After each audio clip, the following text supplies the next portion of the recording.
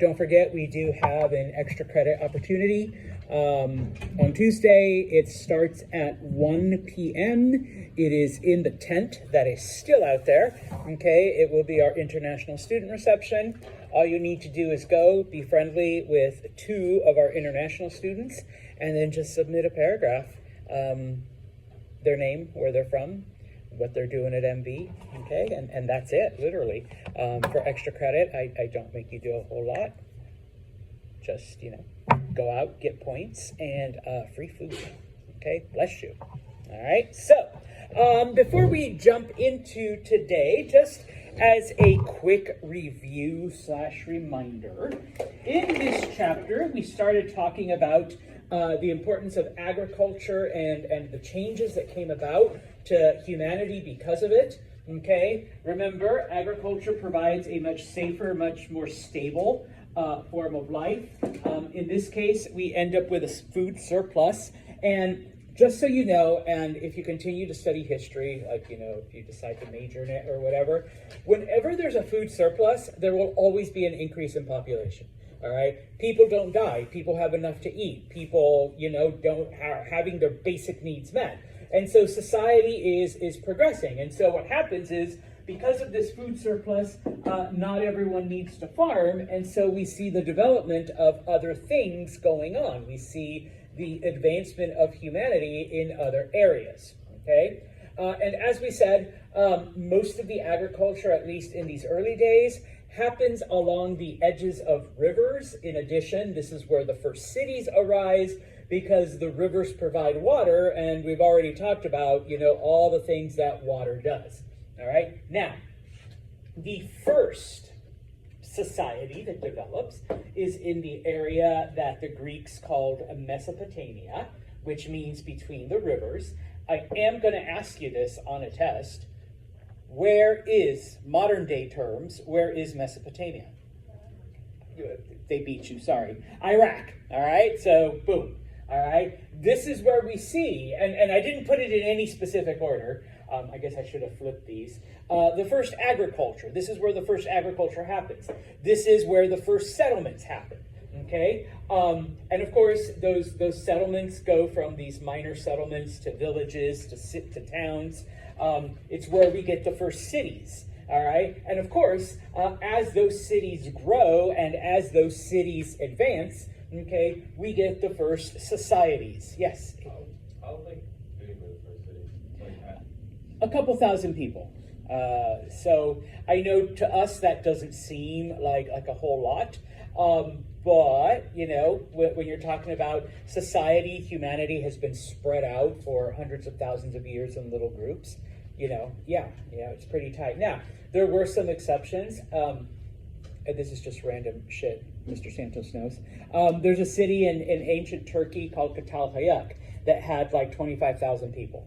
All right, which that was the exception, the fact that there were so many. And then there's another city in Palestine, Jericho, that also had about 20,000. All right, but then outside of that, 3,000-4,000 people. But once again, if we've been living for hundreds of thousands of years spread out as hunter-gatherers, that's a lot. Okay, I'm sorry, you had a hand, or you were just waving?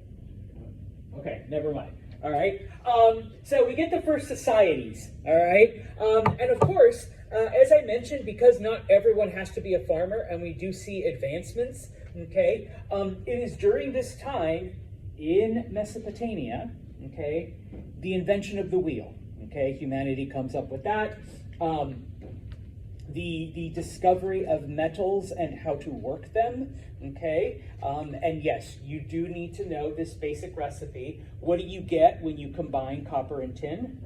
Bronze. Okay, the Mesopotamians came up with that. They held on to the secret for a couple hundred years. Eventually, the rest of the world discovers it, and for the next 10,000 years, that is the main metal that people are making. Okay, and of course, because not every city had everything, we see the earliest development of trade. We'll talk about, how trade changes over time, because initially it was a very simple barter system. And then, of course, over time we see the development of money.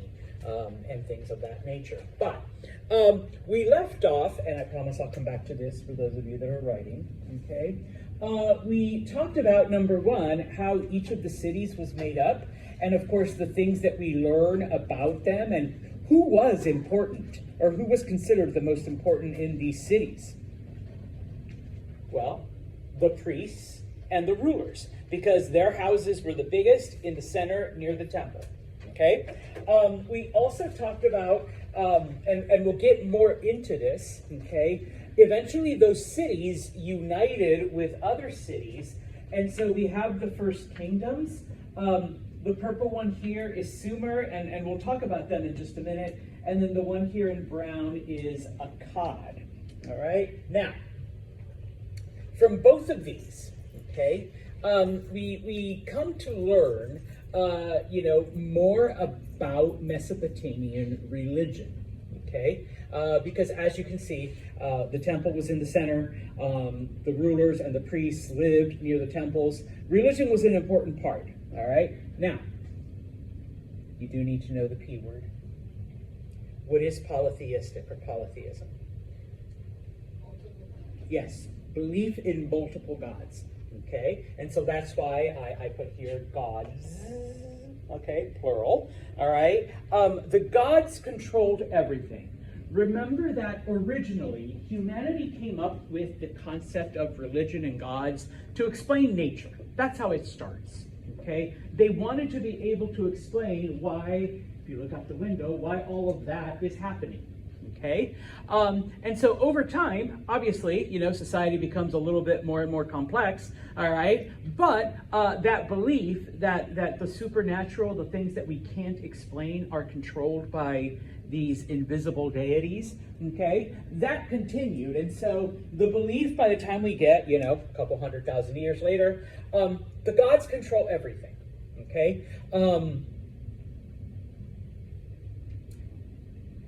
Pardon my Mesopotamian, the gods were assholes, okay? They were, all right? They were petty, they were spiteful, they were jealous, okay? And so, when the Tigris and the Euphrates flooded, the gods were annoyed with us. The gods were mad. The gods were punishing us, okay? What did you do, Katie, so that the river flooded over? I mean, you obviously had to have done something.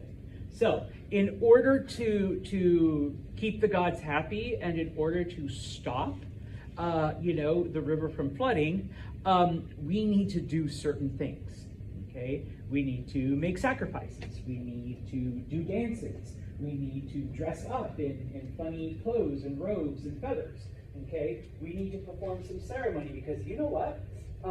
When the sky god was mad and we did this dance with a skirt and a feather, it stopped raining. So obviously we need to do that again, all right? To either stop it from raining or start raining or stop destroying and whatnot, okay? Because the gods control everything and it was humanity's job to keep them happy, all right? Now, the Tigris and the Euphrates were always flooding, okay? So obviously the gods were always mad.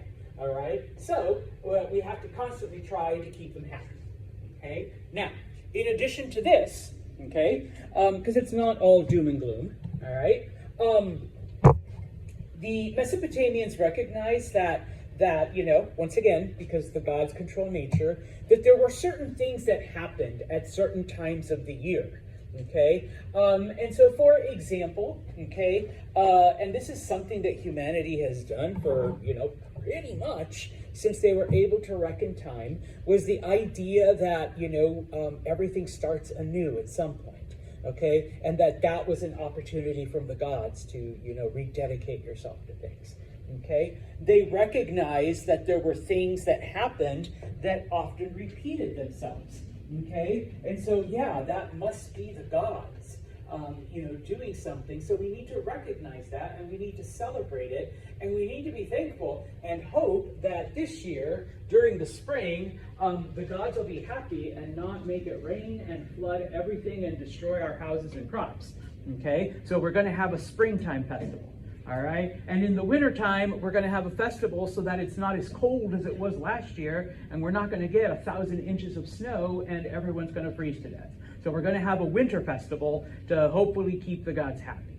Okay. Now, it has nothing to do with Mesopotamia, but one of my favorite stories from Greek mythology is the story of Persephone. Okay, Persephone was the daughter of a goddess, and Hades, the god of the underworld, fell in love with her because apparently she was like the hottest. What do you kids call them now? Snacks. All right, she was the hottest snack ever. Did I use that word right? No. Okay, then never mind. All right, but she was beautiful, and so what Hades does is he kidnaps her and takes her to the underworld. Okay. Persephone's mother was the goddess of nature, and so she gets really, really sad because her daughter's been taken away, okay? And little by little, the trees begin to die, and the grass turns brown, and it gets cold and dark, and all of this other stuff. Wasn't it that she petitioned Zeus, and Zeus told her he couldn't do anything about it? Yeah. And she got pissed. And then she froze it. And yes, and so then it got worse, okay? Eventually, though, Zeus and Hades and the mother come to an agreement that for 6 months she would live with Hades in the underworld, and for 6 months she would live with her mother out here, okay?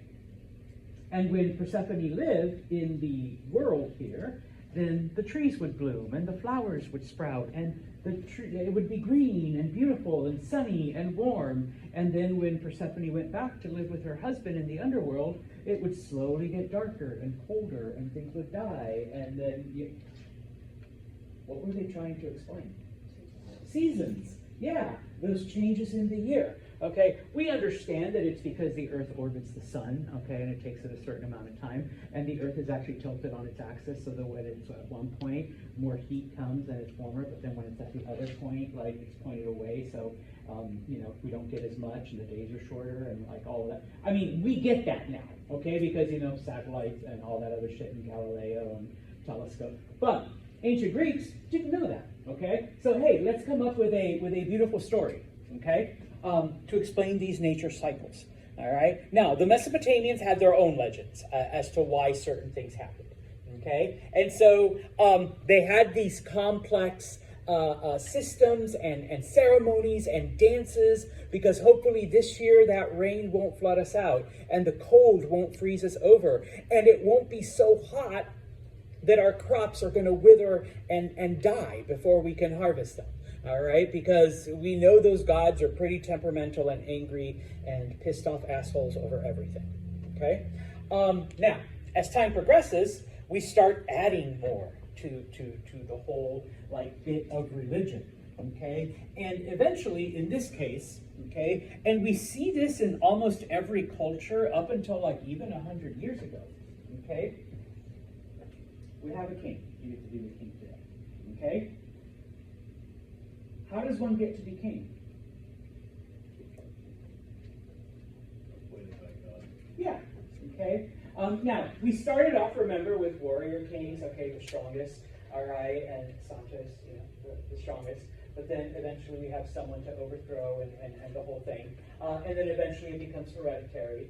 And over time, people come to believe that, well, obviously, if this person wasn't meant to be king, the gods wouldn't have allowed it in the first place. Okay, because then we have the firstborn son, and if the gods didn't want the firstborn son to be king, this son would not have been born, or he would have died as a baby, or eaten by a mountain lion, so that the second son would be king. Okay, so in this case, it was the rulers that were chosen by gods, and in some cases, okay, they had godlike powers too. Okay, they were part god. All right, and so yeah, all right, it comes to encompass a lot more. I once asked a history class, how does religion start, or what's the purpose of religion? And someone was like, religion backs up the government and all the evil shit that they do, and then the government protects the churches. And I was like, I like the way you think, all right, because yes, to a certain degree, I'm very cynical. To a certain degree, that's true. All right, but we're not there yet. Here we're there. All right, it starts off as a way to explain nature. Thousands of years later, it actually becomes that. Okay, where the government backs up the church and the church backs up the government. Okay, and so the king says, hey, you got to go to church and listen to the priest here, because the priest knows what they're talking about. And the priest, thank you, priest or priestess, says, Santos the king is chosen by the gods. So if you rebel against the king, who are you really rebelling against? The gods. And aren't they pissed off enough already as it is, without you trying to overthrow the king now? All right, their chosen one.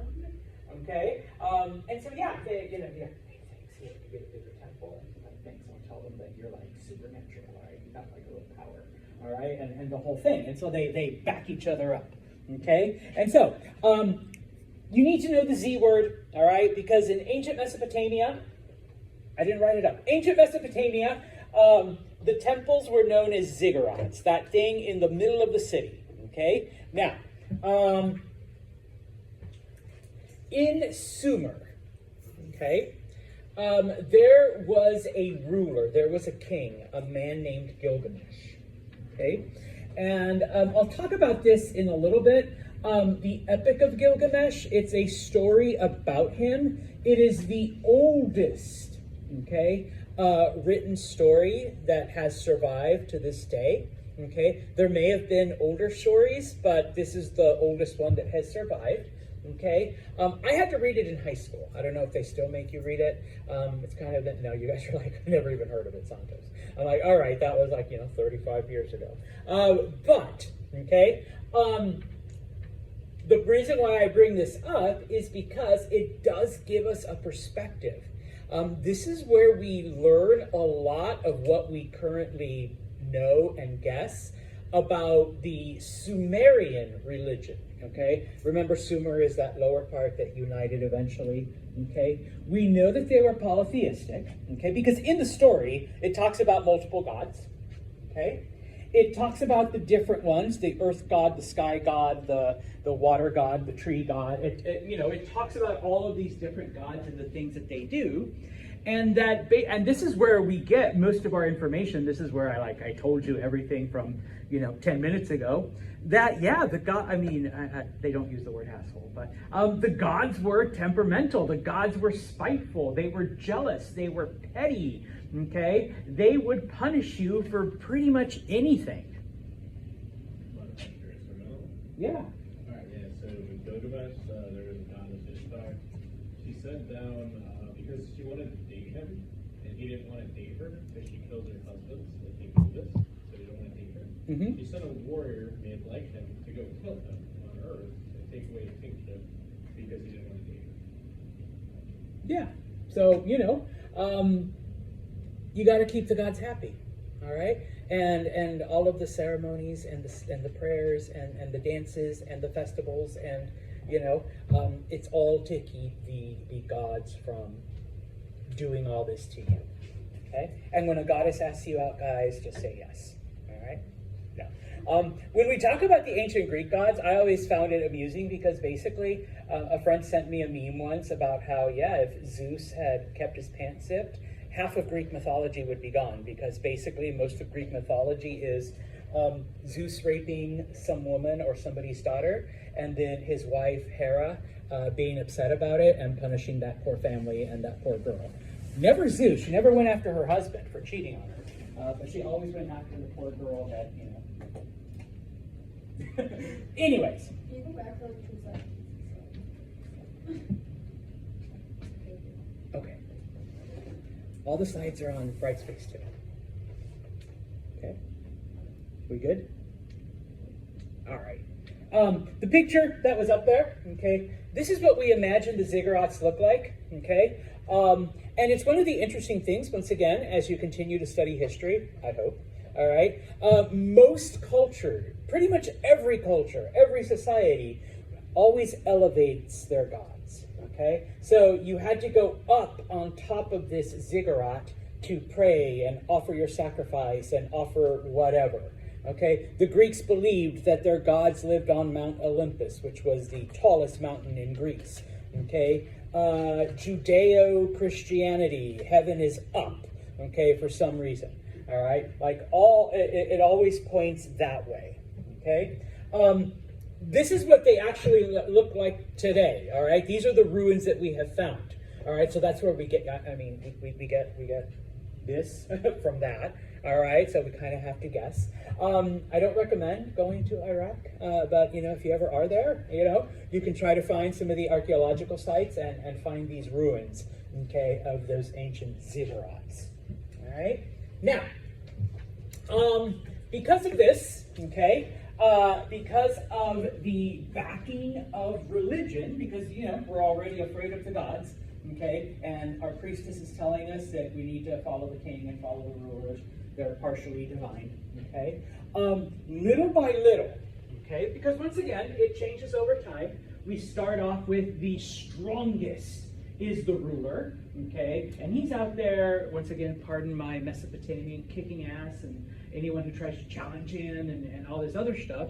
But little by little, though, over time, over the thousands of years, okay, the rulers become isolated from the regular class, because if I'm part God, why would I be living with mere mortals like you guys? And if my children are going to be the rulers, and if they're part God, why would I want them associating with you dirty mortals, and suffering whatever punishments? So it was like the start of hierarchies. Mm-hmm. Yep. And this is where we get it.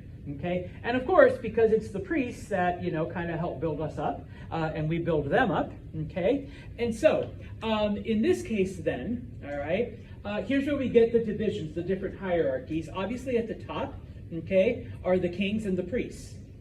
Okay. They're the important ones. They live closest to the temple. Okay. Now, even though the king is calling all the shots, and even though we have, our religious people kind of backing things up and propping things up, you still need the person that, takes papers and shuffles them from box A to box B. You still need the people that actually carry out all of the, commands of the king and whatnot. And so I put there bureaucrats, the people that actually run the government, okay? If you want to call them underlings, all right? I put that in parentheses, all right? You go down and it's the people that, like I said, that actually are doing the work and getting the stuff done, okay? Below them, and this is once again in the cities, if you recall, within the city walls, okay, you have the people that are making the things, okay?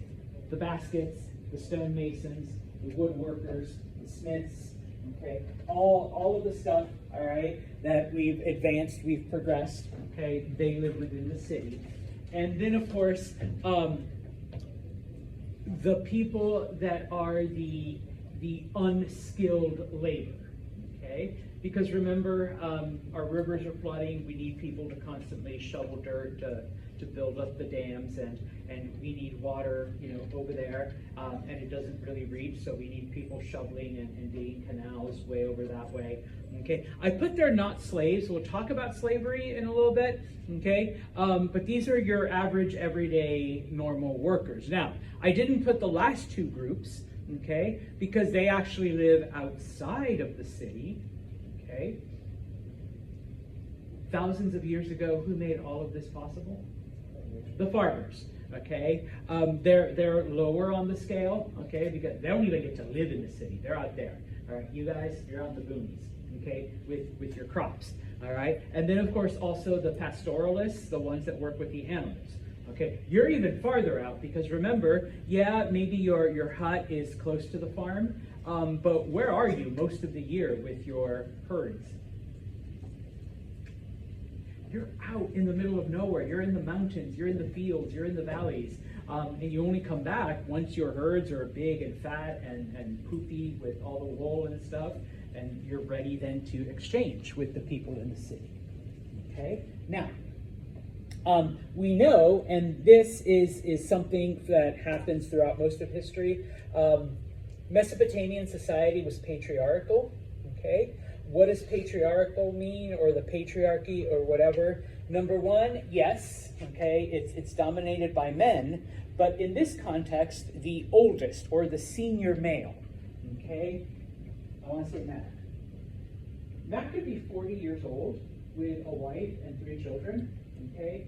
But if Matt's father is still alive, he still has to listen to Dad, even though Dad is like 80 years old. Okay? And yeah, Dad has his own kids and family and grandkids and great-grandkids. He has his own family, but he still has to do what Dad says. Okay? And so everything is based on this patriarchal order. Okay? Husbands were responsible, obviously, for work and to protect their families and to provide. Okay? Ladies, cook, clean, and have lots of babies. Okay? Preferably boy babies. Okay? Back then, they believed that it was the woman's, that the women somehow determined what came out, a boy or a girl. All right? We know now that who is it actually that's responsible for that? It's the guys, yeah. We're the ones that give the Y chromosome. All right?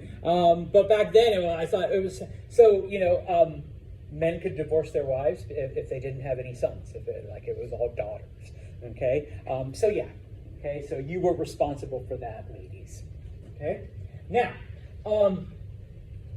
probably the most important contribution from the Mesopotamians, they were also the first agriculture, first wheel, first, metal stuff, all right, was writing. Okay? Remember that up until now, all right, everything is done orally. We have an oral tradition. And we've talked about, some of the dangers, some of the drawbacks of having a strictly oral tradition. All right? Society has become large. Society has become complex. Okay? And not everyone can remember everything. Okay? There's way too much happening. Okay? Especially when it comes to trade and commerce. All right? If I gave Katie 100 bushels of wheat for a number of her baskets, who's to say that it actually happened, or that we actually agreed to it, or that whatever? She said, no. I only agreed to give you 5 baskets. I said, Katie, we said 10. All right? Nope, 5. That's all, So as society has all of these things, okay, we need to keep track of stuff. Now, the earliest writing, all right, is what we call pictographic, okay, which we get the word picture, all right?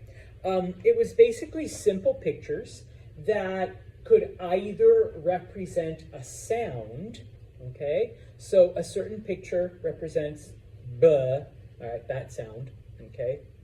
I'm just speaking in English, B, all right?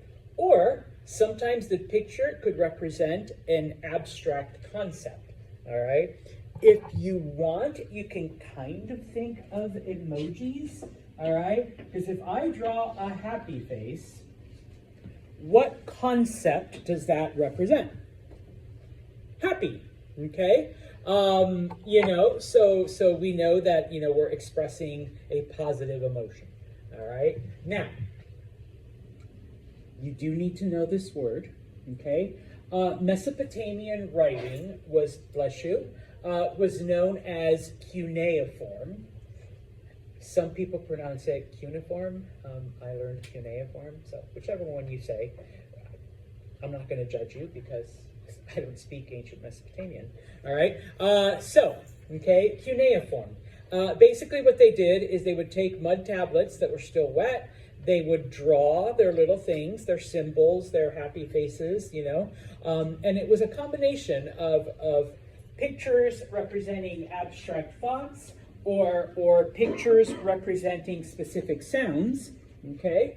And then they would let the mud tablets dry, and now you have a written record, okay? Because of this, we see then a new class, because not everybody knew how to write, okay? And even up until around, the 1930s, even here in the United States, not everybody knew how to read and write, okay? It wasn't like something that, typically it was just the elite, the wealthy, okay? Well, go back thousands of years, and it was just the scribes. That was literally your only purpose in life, was to read and write stuff, okay? And so now we have a class of scribes, people that their only job is to write things, Okay? In the early days, not even the kings knew. Okay? That's why you had a scribe. Okay? They kept track of everything. All right? Eventually, yes, it expands to the wealthy.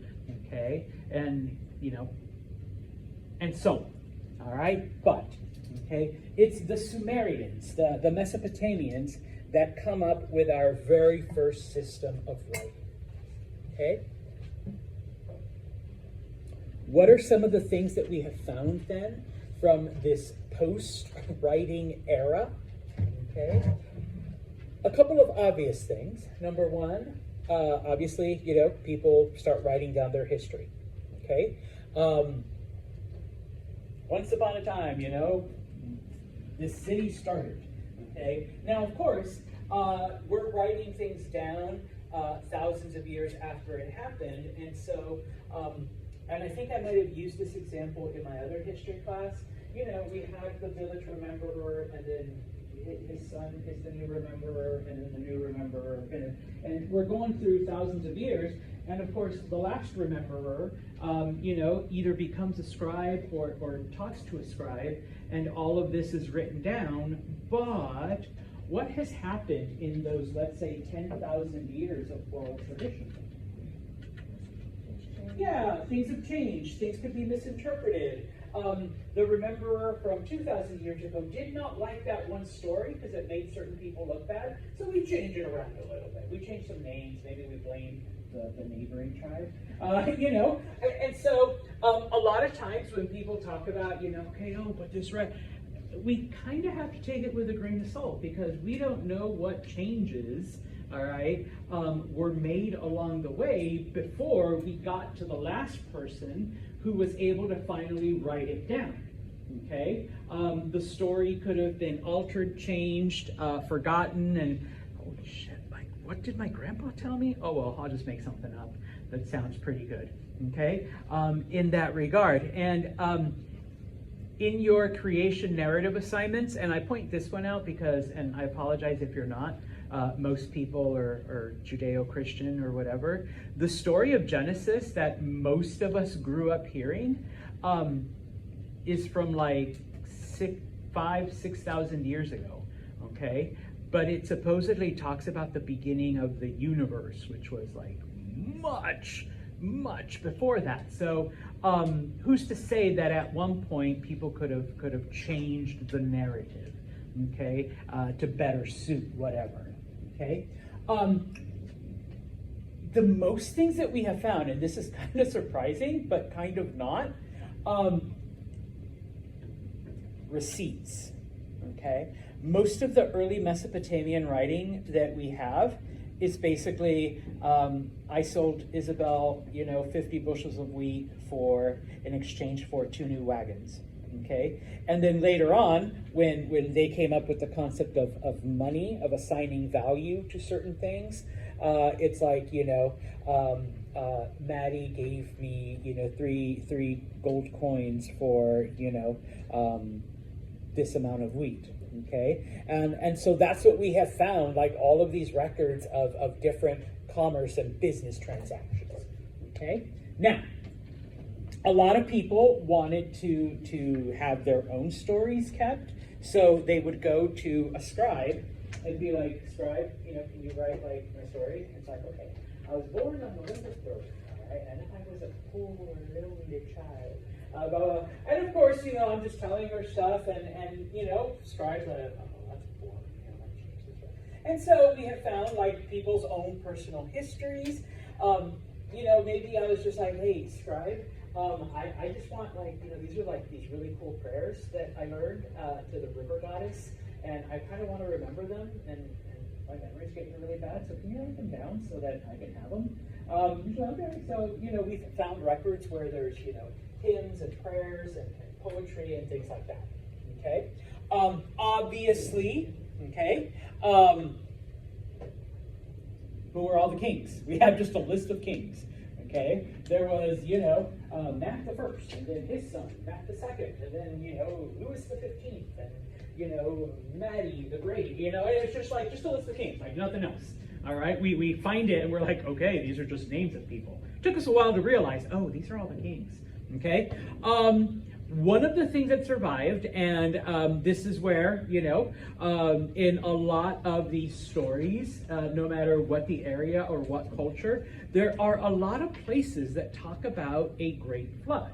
Okay. Now, most of them, unlike Genesis, don't talk about a worldwide flood, but more of a localized.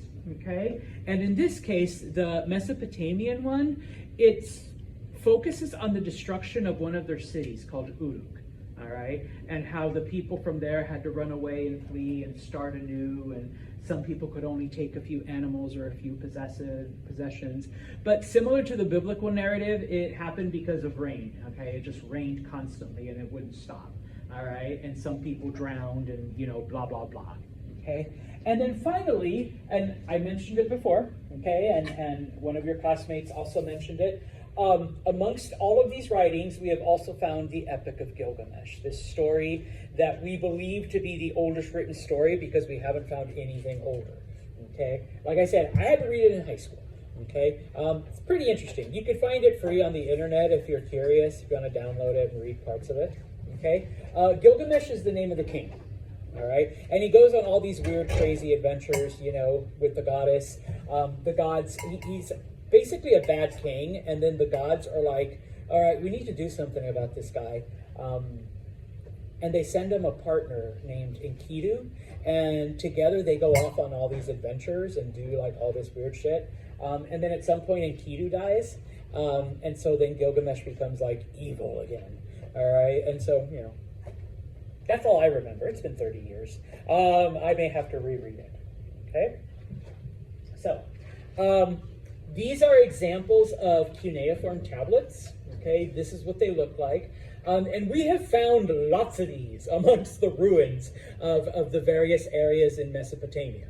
Okay, so yeah, we've been able to translate some of them and whatnot. Okay, yes, okay, we're pretty much close to. As I mentioned, and this I've already said. Okay, so if you want to skip over the top part. Remember that when all this started, we started off with simple like farming settlements, and as we have more and more food, those settlements grow to villages, those villages grow to towns, those villages grow into cities. Okay, we already talked about how those cities then begin to unite together and form some of the first kingdoms. Okay, in the south, okay, they formed a kingdom called Sumer. Now, I put Sumeria there because back when I was your age, it was actually called Sumeria, but they realized that a better translation is Sumer, okay? But you'll often see the word Sumerian, that's like the adjective, that's like, it's an American thing or a Canadian, all right? It's Sumerian, okay? Now, in the center of Mesopotamia, we've already mentioned this, a bunch of cities get together and they form the kingdom of Akkad, all right? And of course, Akkadian is how we describe it. It's the Akkadian kingdom or the Akkadian whatever, okay? So what happens, what brings most of this to the end, because we're going to move on to Egypt on Monday, okay? There is a king in Akkad. His name is Sargon the Great, and you do need to remember him because he is the first conqueror. What he does is he's basically like, all right, we're Akkad, we've been around for a couple hundred years, things are cool, but hey, those people down there in Sumeria, they got a lot of cool shit, all right?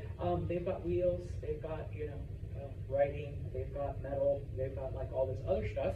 And so basically what he does is he conquers the south, he conquers Sumeria, and it becomes part of his kingdom, okay? And he basically adopts everything that the Sumerians have done. The Sumerians are like the more cultured ones, all right?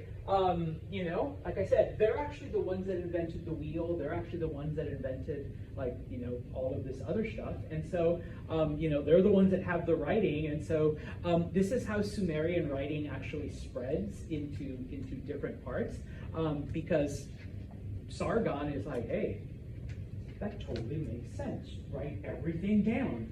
That way we don't have to remember it anymore, okay? And he adopts different, art and literature and culture and all of these other different things.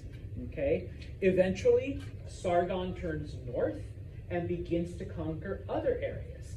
Okay? And so, through this is how these Mesopotamian ideas begin to spread.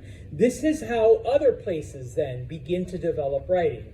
This is how other places begin to develop the secret of bronze. Okay, it gets spread out through the conquests of Sargon. All right. Now, his kingdom doesn't last very long, and compared to some of the other empires we're going to look at, it isn't all that big. All right. But because he's the first, and because of him, all of these things spread. Okay, we do call him Sargon the Great. All right, and everything inside that brown line is what Sargon conquers. All right. And so that becomes his kingdom. Okay, it is eventually taken over by another group called the Assyrians, but we'll talk about them in chapter 3. All right, now I just got one thing left, but it's not on the slides because this I want you to pay attention for. The Mesopotamians, specifically the Sumerians, all right. Wheel, metals, we already talked about writing. There's one more thing that they came up with that we still use today with very little changes. Okay? Now, at some point, people begin to realize that sun goes up, sun comes down, sun goes up, sun comes down. All right? Seasons transform, it's warm, it's semi-warm, it's kind of cold, and it's really, they realize that everything is kind of like in a cyclical circular pattern. And I can't just tell Katie here, 3 suns ago, all right, 3 sun up, sun down, sun up, sun down, sun up. Okay, so they begin to figure out ways of measuring time. One of the earliest ways, okay, is by using the pattern of the moon, and we call that lunar. Okay. Does anyone know how long it takes the moon to orbit the Earth? Okay, that's all right. It's 28 days, okay? And you can measure it however, let's say from full moon to full moon. It's 28 days, always, okay? The Mesopotamians and other groups also begin to notice that a lot of things in nature function on a 28-day cycle, okay? It's all tied to like the different things in the moon, okay? Whether, waves or weather or, and I don't mean to be weird, but ladies, there's a certain cycle that's 28 days, all right? Seriously, there are so many things in nature that function on a lunar cycle that's like kind of creepy, all right? But the Mesopotamians figured this out and they start measure time that way, okay? We call this a lunar month, all right? Unfortunately, it doesn't completely line up to what, an Earth orbit around the sun is, okay? Which is why, it wasn't 100% perfect, okay? A lot of cultures use lunar months or a lunar cycle to determine things, all right? So just so you know, all right? So great, we can figure out kind of, the other stuff, it comes way later, okay? The Romans came up with a calendar, but they based it on 10 because they're like, everything on 10 is pretty easy, all right? Just look at like the metric system and stuff. But they were also off. Julius Caesar kind of like, tried to adjust certain things. And he kind of based his thinking on an old Sumerian thought, okay? The Sumerians realized that they had to figure out a way to measure smaller amounts of time, all right? And so they created something that's based on 12s. Okay? How many hours are there in a day? 24. But if you divide it by 2, 12. Okay?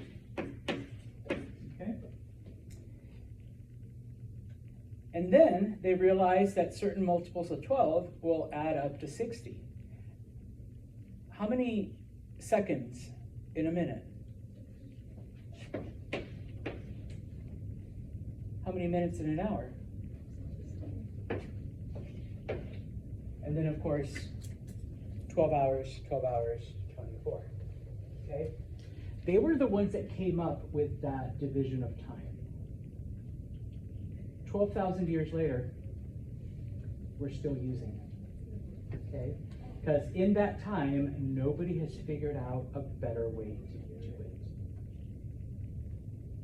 That's huge. Like, I'm geeking out right now just sharing it. All right, the fact that, the Sumerians came up with this system. Now, Julius Caesar's like, hey, why don't we try base 12 for our yearly thing? Okay, the Romans had a 10-month calendar. All right, and you can still see this today.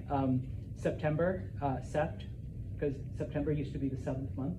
Okay, October, Octo, Octagon, Octopus, 8th, Nove, November, 9, and then December was the 10th. Okay, Julius says, hey, why don't we just add 2 more months to the calendar? Let's make it 12. Guess which months he added? July, named it after himself, Julius, July. And August, he named it after his nephew, Augustus. Okay? So yeah, now, is it perfect? No. All right. Is it pretty damn close? Kind of. All right. The same thing with Sumerian time. After several years, it does go off by a bit. And here's where I'll shut up, because this is my last geeky thing. How do we fix a yearly calendar? Because it does get thrown off. It's 365 days, but not really. It's 365 and a quarter. Yeah, we had a February 29th. We throw in an extra day every 4 years. There's also a concept called leap seconds. Every certain amount of time, our clocks go off just by those 19. Okay? And so if you ever want to be a dork, you can look it up. Buy yourself an atomic clock, because it's regulated by this place in Colorado, this mountain hidden weird fortress. And when you know that there's going to be a leap second going to be added, you stay up till 11:59, and then 59, you watch the seconds, and it'll go 57, 58, 59. When it turns over to 12, it'll say 0, and then instead of saying 1, it'll say 0 again, and then 0, 1. Okay? And yes, I have 2 atomic clocks in my house. And so when I find out, that's the only times I stay up late. Now I'm in bed by 9. And I'm just like, 0? 0? Oh, woohoo, leap second. I got an extra second in my life. All right? Yeah, I know it's I'm a dork. All right? I forget when the next one's going to happen, but, usually they do it on a Saturday night, too. All right? Anyways, okay? Boom. All right? Have a great weekend.